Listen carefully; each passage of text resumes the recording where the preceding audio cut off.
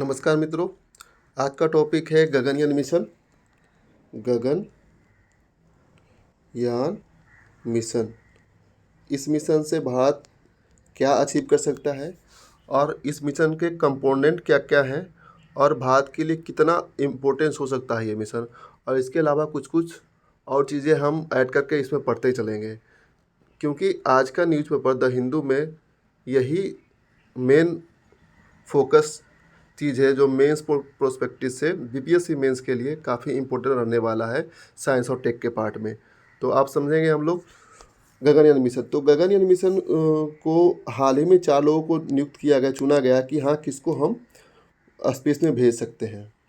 तो इसके लिए क्या है कि 2025 तक, कब तक, 2025 तक भारत ने ऐसा कहा है कि हाँ 2025 तक हम गगनयान मिशन में जो 4 मानव है, 3 मानव है, उसको भेजेंगे।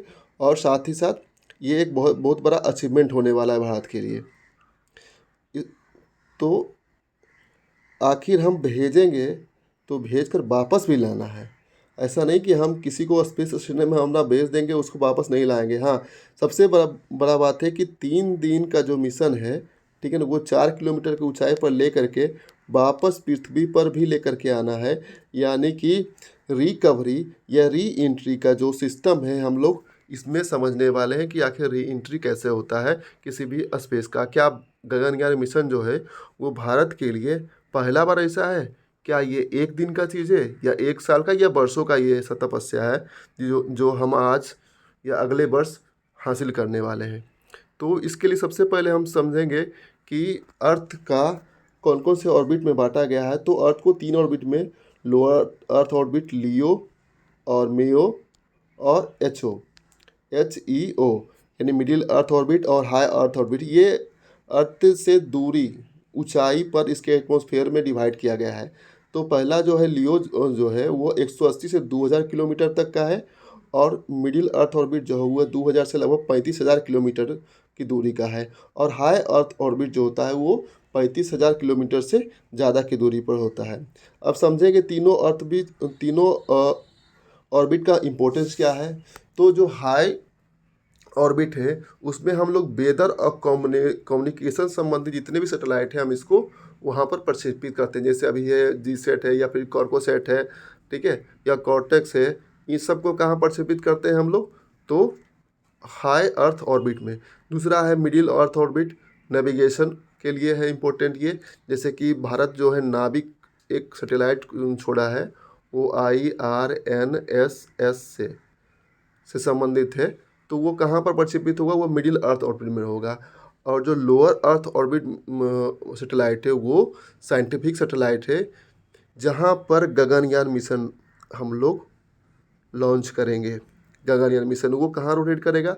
तो इसी 400 किलोमीटर के ऊंचाई पर। ध्यान रखना कि 400 किलोमीटर की ऊंचाई पर 3 दिन में हम यात्रियों को भेजेंगे। इसके लिए प्रधानमंत्री मोदी ने चयन भी कर रखा है।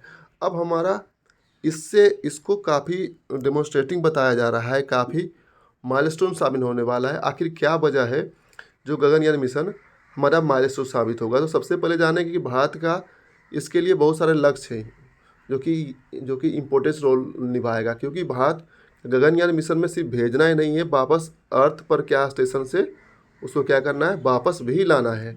तो भारत का लक्ष्य 2035 तक अपना इंडिजीनियस स्पेस स्टेशन को स्टेबल करना। तो ये इम्पोर्टेंस हो जा सकता है इसके लिए।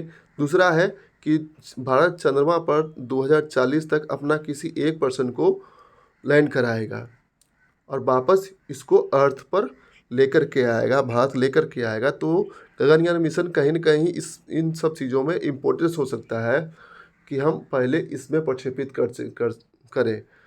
फिर उसके बाद क्या है, भारत फ्यूचर में क्या करेगा? जापान के साथ मिलकर, जाक्सा के साथ मिलकर के इसरो अपना एक लूनर मिशन स्टेबल करने वाला है। उसमें भी गगनयान मिशन क्या हो सकता है, काफ़ी महत्वपूर्ण हो सकता है। इसीलिए इसको डेमोन्स्ट्रेटिव बताया गया है, काफ़ी महत्वपूर्ण बताया गया है, काफ़ी माइलस्टोन बताया गया है इसके। तो क्या ये भारत के लिए अचानक संभव हो जाएगा? क्या क्या इसरो ही सिर्फ इसके लिए कैपेबल है? नहीं, इसरो भारत सरकार के, इंडिया गवर्नमेंट ऑफ इंडिया के साथ मिल करके के आगे बढ़ रही है। गवर्नमेंट ऑफ इंडिया का क्या योगदान है? भारत सरकार का क्या योगदान है, वो इन सब चीज़ों को समझ सकते हैं कि अभी अंतरिक्ष नीति, आपको पता है स्पेस पॉलिसी जो आया है 2023 में, उसमें आप समझ सकते हैं कि हाँ, वहाँ पर 4 ऑर्गेनाइजेशन बारे में अच्छे से बताया गया है। उसमें तो 2 है, एनसील और इनस्पेस। एनसील का क्या काम है कि हमको कमर्शलाइज करना है स्पेस टेक्नोलॉजी का, और इनस्पेस जो होगा एक प्रकार का ऑथराइज स्पेस एक्टिविटीज़ जितने भी होंगे उसका क्या करेगा, ये निरीक्षण करेगा। ओके, वो इसके अधिकार में आएगा, प्रमोशन करेगा। ठीक। तीसरा, चूंकि हमको गगनयान मिशन को ह्यूमन को भेजना है, इसलिए उसके लिए एक अलग से कोऑर्डिनेटिंग बोर्डिंग HSFC की स्थापना भी किया गया, उसका सेटअप किया गया है, ताकि हम ह्यूमन को इस फ्लाइट सेंटर से आसानी से भेज सकें। ठीक है। अब हम लोग समझेंगे कि गगनयान मिशन के कंपोनेंट क्या है। तो गगनयान मिशन के कंपोनेंट समझने के लिए उसको फिगर से हम लोग समझ सकते हैं। एक मैं फिगर बनाता हूँ जिससे कि हम लोग समझ जाएंगे कि हाँ, गगनयान मिशन किस तरह टाइप का होगा। तो देखिए, ये एक बहुत बड़ा बॉडी है, इसको मैं बना रहा हूँ थोड़ा सा। ये है एक मॉड्यूल, ये है एक मॉड्यूल, ये और एक ये देता हूँ। देखिए, कुछ इस टाइप का रहेगा, ये रॉकेट टाइप का रहेगा। तो देखिए, ये पहला मॉड्यूल है, ठीक है ना, कंपोनेंट है। ये कंपोनेंट जो है फर्स्ट कंपोनेंट में अगर हम देखेंगे तो इसको बोलेंगे हम लोग लॉन्च व्हीकल।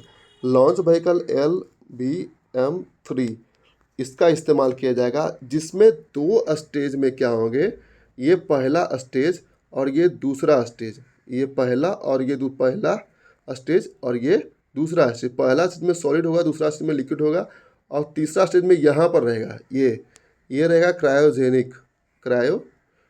अगर फिर से फिगर बनाता हूँ तो अगर 3 भाग में बांटते हैं तो देखिए, एक स्टेज में यहाँ रहेगा क्रायोजेनिक, ये रहेगा क्रायोजेनिक, ये रहेगा लिक्विड, ये रहेगा सॉलिड।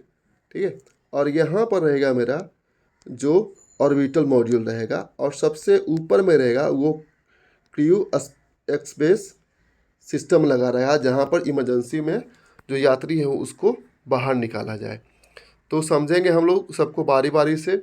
तो जैसा कि पहले बता दिया कि लॉन्च व्हीकल हम लोग LVM-3 का यूज करने वाले हैं, जो कि 3 स्टेज में बटा हुआ होता है। पहले स्टेज में 2 सॉलिड फ्यूल बूस्टर लगे रहेंगे, दूसरे में लिक्विड फुलफिल रहेगा, तीसरा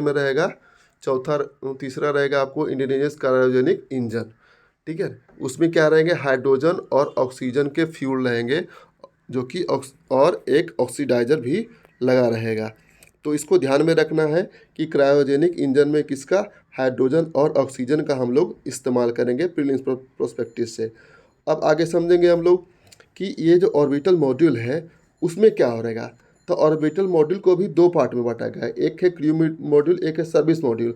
सर्विस मॉड्यूल में समझ रहे हैं कि आप जितना भी फैसिलिटिंग सर्विस है, propulsion सिस्टम है, उसको एडजस्ट किया गया है। लेकिन क्रू मॉड्यूल में क्या रहेगा, क्रू मॉड्यूल में जो हमारे यात्री होंगे उसके संबंधित जितने भी इक्विपमेंट होंगे, सारे चीज़ रहेंगे, सारे प्रावधान वहाँ पर उपलब्ध रहेंगे, जितने भी टेक्नोलॉजी है, चाहे जो भी इंस्ट्रूमेंट है वो वहाँ पर मिलेंगे। साथ ही साथ एक environment control life support system, ठीक है ना, ये भी रहेगा, जिससे क्या चीज़, जो यात्री है उनको हेल्प मिले और वो इन्वायरमेंट में अच्छे से रह ले। और ये भी ध्यान रखना है कि ये जो ECLSS है उसको इंडिजीनियस बनाया गया है। ठीक है। तो ये काफ़ी बड़ा अचीवमेंट है कि लाइफ सपोर्ट सिस्टम को हम लोग खुद ही बनाए हैं। ठीक है। अब सबसे ऊपर में रहेगा, क्या रहेगा, क्रू रहेगा। क्रू में क्या रहेगा, एक बायोमित्रा करके इक्विपमेंट रहेंगे। बायोमित्रा इक्विपमेंट क्या करेगा कि जो हीट रहेगा, जो वेटनेस रहेगा, जो कैप्सूल का कंडीशन रहेगा, उसको ये क्या करेगा, रीड करेगा, और कभी भी कोई ऐसा गड़बड़ी आएगा तो वो अलार्म का काम करेगा किसी भी इमरजेंसी कंडीशन में, ताकि क्रू जो है अपने स्पेशल सिस्टम से क्या करे, बाहर निकल सके। ठीक है। तो ये सब सारे उसके कंपोनेंट थे। कंपोनेंट को ध्यान में रखना है मेंस प्रोस्पेक्टिस से कि उसको कैसे हम लिखेंगे। फिर आगे इससे क्या अचीव कर पाएंगे हम लोग। तो अचीवमेंट की बात जब आती है तो सबसे पहले अचीवमेंट तो ये होगा कि कमर्शलाइजेशन होगा हमारे स्पेस एजेंसी का। सबसे पहला तो ये रहेगा, जो एनसील है और इन स्पेस है उसका काफ़ी इम्पोर्टेंस बढ़ जाएगा, क्योंकि भारत में कई और प्रक्षेपण करने बाकी है।